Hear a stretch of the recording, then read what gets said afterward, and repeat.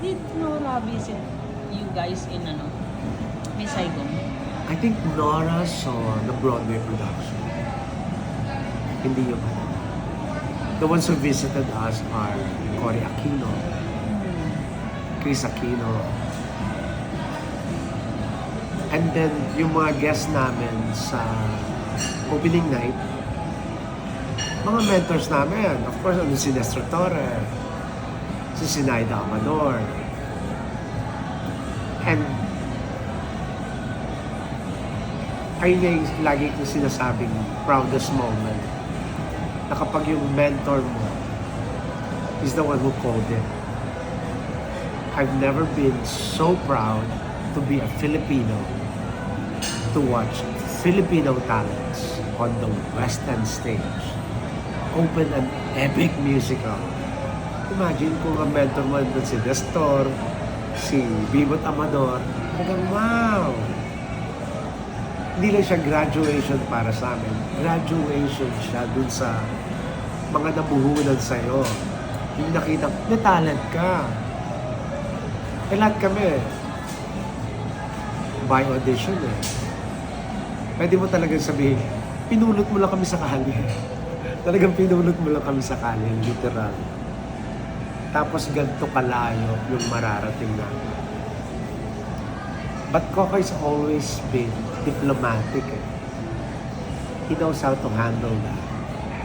Ako, I can get to the deep of emotion kasi nga, batang taga Marikina po ako, taga SSS Village, hindi naman ako sosyal, hindi naman ako nag-repertory. Nakakasama lang ako dyan. But to say na, wow! Nandun kami sa level up.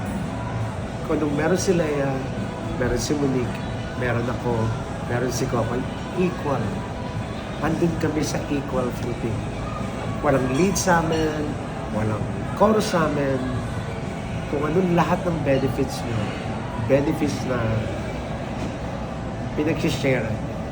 Kaya yung tingin namin sa isa't isa is an identification na ito yung kasama ko dun sa journey nyo. Na dun ko lang siya, ikaw ang reminder ng pinakamasaya at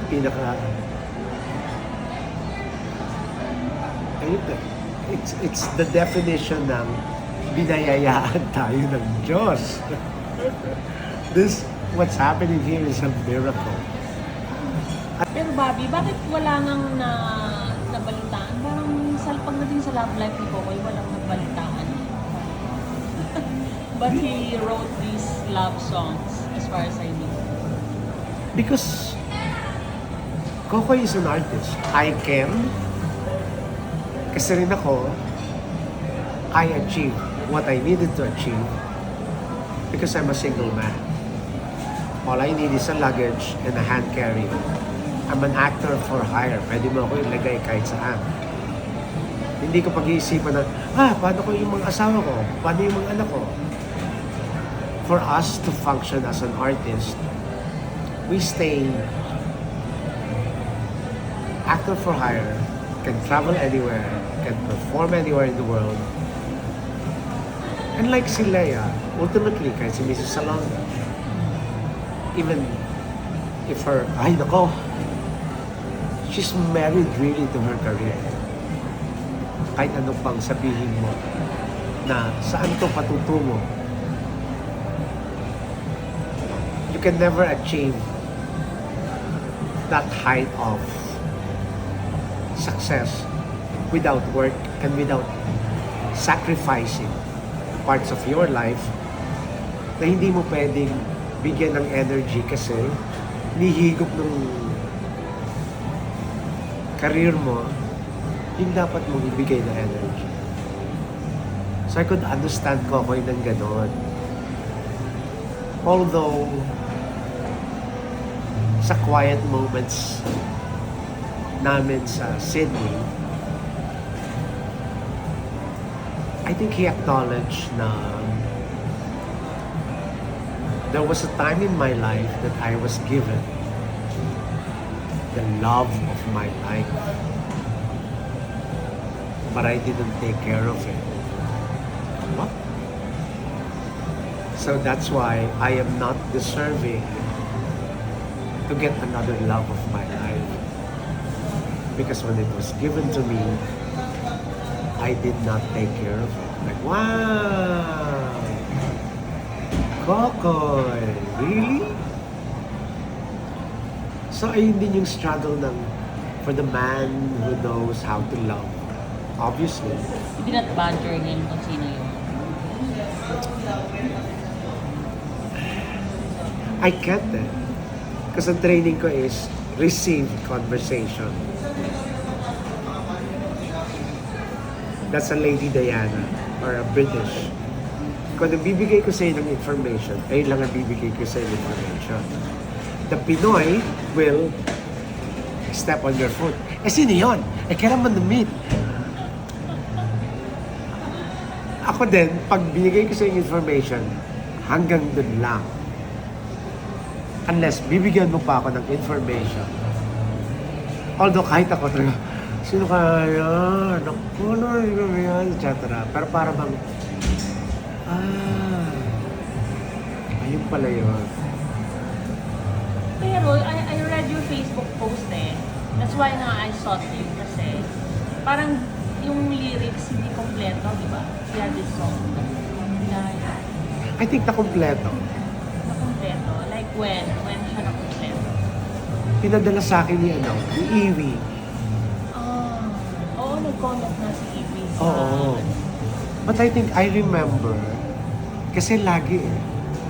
I think nasa Sydney kami ni Leo Valdez, ako, saka si Kokoy. Pag inimbita ka ni Kokoy, hindi lang party yun.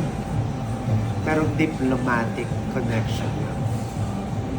So lahat kami, para pag in-introduce mo na ambassador, etc. Kakain ka, pagkatapos nun, very Spanish na.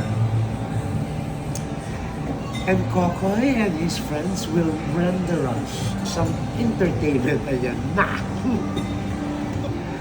So lagi yun. Ang pag-ibig mo ay tunay kung aliw. And I think that lyrics, rinipik nila yung first lyrics. Kahit pag nagpe-play siya, after ng interlude, ando naman kami sa ang pag-ibig mo. Kaya yung missing second lyrics, parang kasan yun? And I think even Iwi or somebody had added the lyrics. I think sinulat talaga ni Coco yun na merong missing. You did not talk to him while he was still alive na paano nga ba story nun? Yung sa missing lyrics na yun? Hindi. Kasi you accepted it as that. Ha? You accepted it as that. Kasi yung kanyang chorus saka yung lyrics, pag inulit mo yung lyrics niya, isasagot mo sa yung chorus. Kung ang tunay na pag-ibig mo, so talaga, saan natin sisimulan yun? Doon ulit. Ang pag-ibig mo ay tunay kung aliw. And then he will counter you. Kung ang tunay na pag-ibig mo talaga, wow!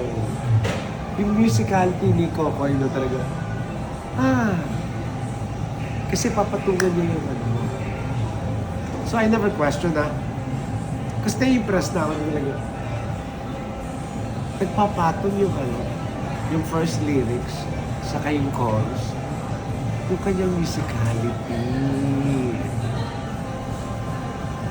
And I think that's the mystery of Coco.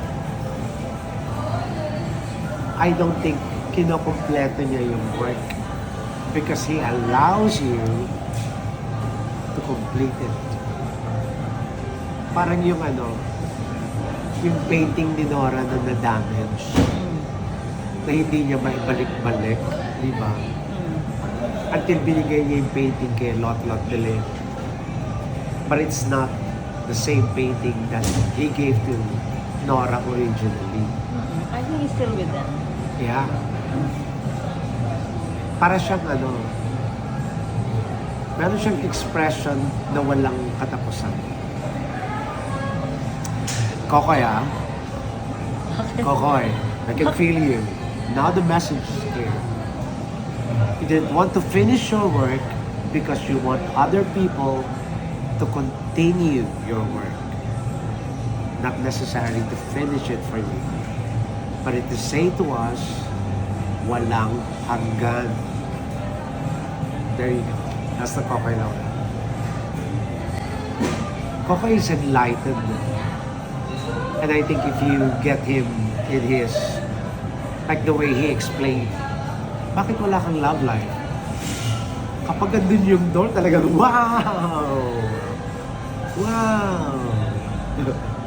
Ayun yun, Kokoy. Ayun yun. And now I'm completing the song for him. I'm like, Bobby, yeah. It will not be complete because you could add your input in it. You could? Add your input. It becomes yours. Oh. Because Coco is always a sharer. Sisimulan ko to, and lagi kami. Nagkakwentuhan lang kami, then all of the sudden, tatlong nota lang. Nandun na kami. It started out like a song. Parang, ano ba? Tatlong kwerdas lang. Hindi yung, hey, kanta tayo. Coco lang. Nakikita niya, lumalalim yung conversation. Nasa piano.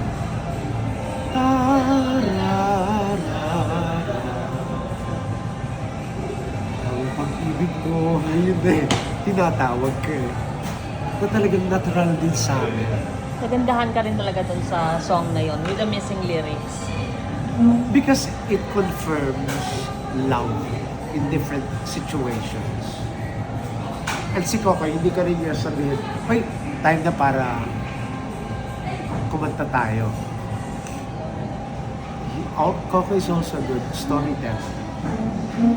Meron siya pinaghuhugutan lang. And isa-set up niya para sa audience. Total entertainer si Coco. I remember Bebot giving us notes sa Joseph and the Amazing Technical Review. And she describes Kokoy as every single part of Kokoy's body acts and performs. From the follicle of his hair down to his toes, all of that is performing. At doon talaga ka na, yung kanyang, yung ganon. Nagaganon siya. Oo. If my life, yun, si Coco yun. What? Ibiniga para sa'yo. I could have said, if my life were important, I would ask, will I live or die? Si Coco yun. If my life were important, talagang wow! Kokoy Laurel. Kokoy Laurel!